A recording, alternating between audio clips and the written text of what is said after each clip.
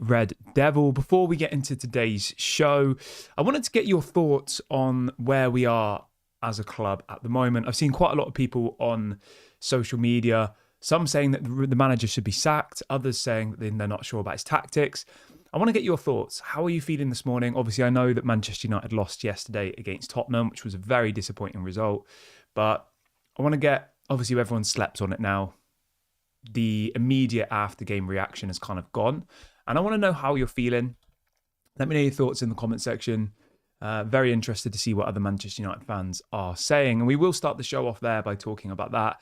And I want to talk about some of the comments that Gary Neville's been saying. So we know that Gary Neville does his, the Gary Neville podcast, which is every game, isn't it? After the game finishes. And he's effectively saying that he doesn't think the system works in the Premier League. He's saying that he doesn't understand Ruben Amorim's tactics, his positioning, what he's telling players to do. And it's quite difficult to disagree with him at the moment, to be honest. And this isn't me saying that I think Ruben Amorim should be sacked. Far from it. Because if you flash back to November, when we brought Ruben Amorim in, I said I'm excited, but I said there's a 50% chance he'll fail and a 50% chance he'll succeed. So from the very beginning, I've been 50-50. And my stance remains the same. And this is probably the most damning comment that a Man United fan can make. And this comment has been the same since November when Erik ten Hag was sacked and Ruben Amorim was appointed. I said I think regardless of who the manager is, Manchester United will be the same. I think if you went and got Carlo Ancelotti tomorrow, we'd be maybe not as bad as we are now. I don't think we'd be 15th, but we're not going to be, winning Premier League titles with this same squad if Carlo Ancelotti got appointed or Jurgen Klopp got appointed or Pep Guardiola got appointed or whoever. We might be slightly better than we are now. I think we are awful at the moment, and that's an understatement, really, if you think about it. We have got worse since Erik ten Hag got sacked. That's a fact. We're 15th in the Premier League. If we were to lose our next Premier League game, we go down to 17th, which is literally one place above the relegation. But it's funny, isn't it? Because our form outside of the Premier League's been pretty decent, isn't it? We beat Arsenal in the FA Cup. We beat Leicester in the FA Cup. We have gone through to the next round of the Europa League. We've been okay outside of the Premier League. It's just our Premier League form is awful, absolutely woeful.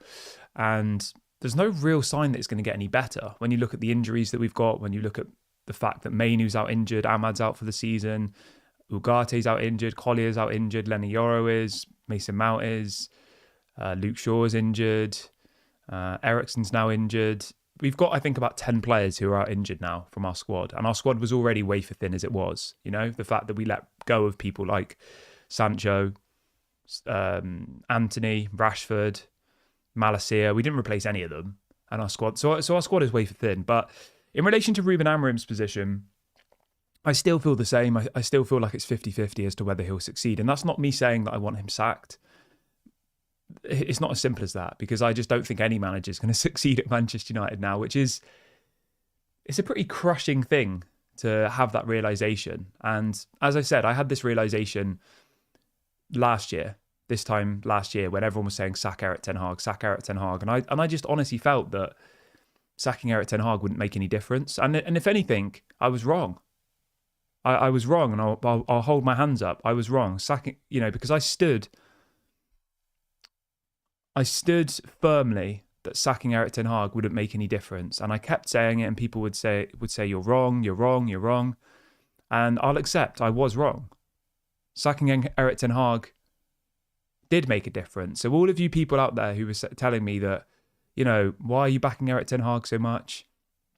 How can you think that sacking Erik ten Hag won't make any difference? You were all right. Sacking Erik ten Hag has made a difference. We've got worse. I kind of reeled you in a little bit there, didn't I? You were probably all thinking, what's this guy talking about? But it has made a difference. So removing the manager has made a difference. We have got worse, not better. And I know obviously that was a little bit tongue in cheek, because obviously the people who were saying sacking Erik ten Hag will make a difference, they were implying that we'd get better, but obviously we've got worse. So I was wrong, in the sense that I did not expect this. I expected I expected a bit of a bounce from Ruben Amorim getting appointed. I know the day when it got announced that Ruben Amorim was going to be the manager, I thought we will see a little bit of something. We'll see a little glimmer of hope. But we've seen nothing. I don't think we see any style of play. I don't think we see any patterns of play. The players don't seem to know where they're supposed to be on the pitch. I can't really think of any game of football that we've seen this season where I've seen this style of play from Ruben Amorim. Maybe I'm wrong. Let me know in the comment section, but I can't think of any. The only games where we've been good is when we park the bus against Arsenal, against Liverpool, against Man City, and we hit on the counter-attack. But I've said this before, and I said this a year ago, that if Manchester United played park the bus football like we did under Ollie and like we did under Erik ten Hag, I think we'd be in the top 4 every year without fail, even with this squad. So, but the problem with that is, right, under Erik ten Hag, we got 3rd place, 8th place, an FA Cup final, won an FA Cup, and got a League Cup in the space of 2 years, which is amazing, I think. But the fans still weren't happy. We don't like this style of play. It's not the Man United way. It's not good enough. Now you've got somebody who's trying to play slightly attacking football, but we're actually having less shots on target. We're scoring less goals, and we're still conceding.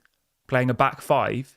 We had a back 5 yesterday, 5 defenders, 3 centre-backs, a left-back and a right-back. I know people will say, oh, they're wing-backs, but Dalot doesn't offer anything going forward, so he's a defender for me. And Dorgu was trying to go forward, but Garnacho wouldn't give him the ball. So effectively, he was nullified as an attacking option. So really yesterday, we played with 5 defenders and then Casemiro. So 6 defenders against the Tottenham side, whose defence was Ben Davies, 32-year-old Ben Davies, who was never a Premier League football, in my opinion. He's bang average, if that. You had Danso, who was playing his first game for Tottenham, never played in the Premier League before. They had 4 of their back 4 missing. They had Dragusin, Udogi, Van der Ven, and Romero all missing. Their 4 best defenders were missing yesterday, so it wasn't any of their starting defenders, and we didn't manage to score a goal. I mean, if that doesn't tell you, it's just frustrating. But yeah, I thought I'd start the show off by talking about this and get a kind of gauge on how everybody's feeling. I can see somebody saying, "Stop talking about the manager; it's the players." So I don't really understand how you can just blame the players for everything. The players aren't good enough. We know that.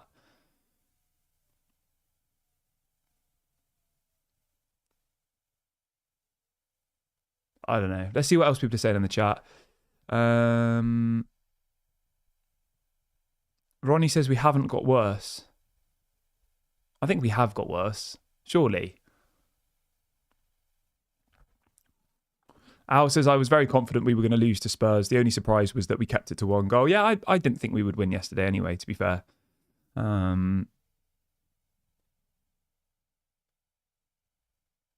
Al also says, we have a 12-point lead in the relegation race. That's just as well, because based on current form, we are probably the worst team in the league. Yeah, I would agree.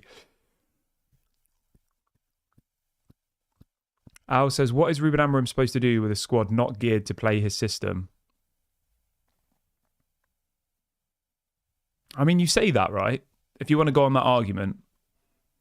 So, I mean, it's a fair point to make, right? But if you use that argument, Erik ten Hag came in his first year, he got us 3rd place and won us the League Cup. And from that team, the only players that he signed were Anthony, Casemiro, and was it Martinez? I think he signed 3 players in his first season. So from his squad of 21 players in his first year, Erik ten Hag had 3 players and managed to get us 3rd place and win a trophy. So it's easy to say, oh, he doesn't have his players, he doesn't have this, he doesn't have that, but we haven't seen any improvement. That's just a fact. And there's no argument with that. We haven't seen an improvement, and that's why people are talking about this. I'm just having a look at who he did sign in his first year, Erik ten Hag. Let me just check my facts are right. Where are we? But what Erik ten Hag did do is he changed the way that he played. You know, he accepted that it wasn't going to work playing the Ajax style of football and instead played a back 4 with a park the bus kind of mentality, and we grinded out results, which then even the fan base complained then. I think If you win games but you don't win them well, the fan base complain. If you lose games but you try and play attacking football, the fan base complain. So whichever way we go, winning games but not convincingly, they complain. Losing games but playing well, they complain. So there's no real winning here. And fair play to Ruben Amorim, I guess, for just being like, I'm going to stick with my tactics. And at the same time, like there are some people who've been messaging me saying, "Oh, he should be sacked. He should be sacked." I don't think he should be sacked. It's not going to make any difference. There's no point sacking him. And I think the other thing as well is Ruben Amorim will know that they don't have the money to sack him. Even if Manchester United wanted to sack Ruben Amorim, which I doubt they do, but let's just say for argument's sake that they do, they're not going to have the money to be able to do it anyway. I think I read yesterday that Manchester United spent £23 million in sacking Erik ten Hag and bringing in Ruben Amorim, and that was 4 months ago. They spent around 2 or 3 million employing Dan Ashworth, and then a month later they sack him and had to pay him all of his contract off. Like this year alone, they've probably spent around 30 to 35 million pounds on removing managers, removing staff, etc. So they're not going to sack him. But I think it's an interesting conversation to have. So yeah, let's move on from that though, and let's talk about Victor Osimhen really quickly. So the story this morning is that apparently Manchester United are targeting Victor Osimhen. I mean, it would be an improvement. I don't want to talk about Højlund too much because I just feel like I'm talking about him constantly. But for me, Højlund offers us nothing. If we could sell Højlund in the summer, I would sell him in a heartbeat. I did a little comparison yesterday and I looked at the other Premier League sides, and I think I would genuinely take every starting striker from any team in the Premier League instead of Højlund. You know, you go all the way down to the bottom of the table. Ipswich have got that Delap guy, I'd take him over Højlund. Southampton have got Tyler Dibbling, I'd take him over Højlund. Wolves have got Mateus Cunha, I'd take him over Højlund. West Ham, who do West Ham have? Can't remember who West Ham strikers are. Well, you get the point I'm making. Tottenham have Solanke, I'd take him over Højlund. Like, you look through all of the teams in the Premier League, right? And who's there? Oh, yeah, I mean, West Ham have Evan Ferguson as their striker now. They've also got Danny Ings, they've got Mikel Antonio, they've got Nicholas Füllkrug. I'd take any of them over Højlund. We just need a proper striker. I think Xerxes showing some glimmers that he could be a decent player. And I think yesterday him and Dorgu were probably the only kind of standout players from a Manchester United perspective. So fair play to them. They are improving, even though as a team we're getting worse. But we just need a proper striker. And I think Victor Osimhen would be that. I can't see us getting him though, to be honest. In my opinion, I just don't think we'll end up with Victor Osimhen. I think the amount of money he's going to cost is astronomical. And I think the only way that we'd get him is if we maybe sold Garnacho, which, to be honest, I would not be against. I think if you could get 60, 70 million pounds for Garnacho, I think you'd be mad not to accept it, realistically. And I know there's the whole argument of, oh, well, he might turn into a world-class player, blah, but yeah. So Victor Osimhen's release clause in the summer is 75 million euros. Which in pounds is... It's about 60 million pounds. I mean, it's not bad, is it? 60 million pounds. But surely teams like Chelsea, Arsenal, like there's going to be a lot of teams in the striker market this summer. Man United will obviously need a striker. And there's not that many top strikers available. There's people like Gyökeres, Osimhen, Jonathan David. I wouldn't really say he's a top striker though. So there's maybe 2 or 3 like top strikers, and there's more than 2 or 3 clubs looking for a top striker. So there's going to be a real battle. We know teams like West Ham are looking for strikers. We know Juventus want strikers. So there's going to be slightly lesser teams, if you like, also on the hunt for strikers, which does then present a bit of an opportunity for Manchester United because, if they decide that Rasmus Højlund isn't going to work at Man United, there's talk that Juventus are interested. There's talk that West Ham are interested. So we could probably raise some funds there. But yeah, I'd be interested to see what you guys all think.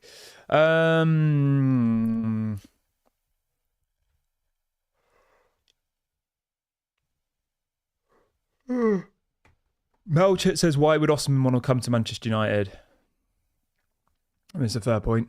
I don't know. Al says Santiago Jimenez has scored 2 goals in 2 games for AC Milan. Højlund has scored 2 goals all season. He was available for 29 million. Yeah, I know. We were getting trolled the other day by Arsenal fans who were saying that Moreno, who's a CDM, has scored more goals this season in 1 game than Højlund has all season. I mean, it's just embarrassing. Yeah, it's just embarrassing. But I'm just going to leave it here. I'm just going to keep it as a short video for this morning. I'm not going to spend too long on this topic because, I mean, there's not really anything positive to talk about, is there? So I'm not going to make you miserable on this Monday morning. But thank you very much for watching regardless. Please do make sure to drop a like before you leave. Subscribe to the channel if you're new. This has been Daily Red Devil. Have a good day. Enjoy your Mondays. I'll speak to you all later. Bye-bye.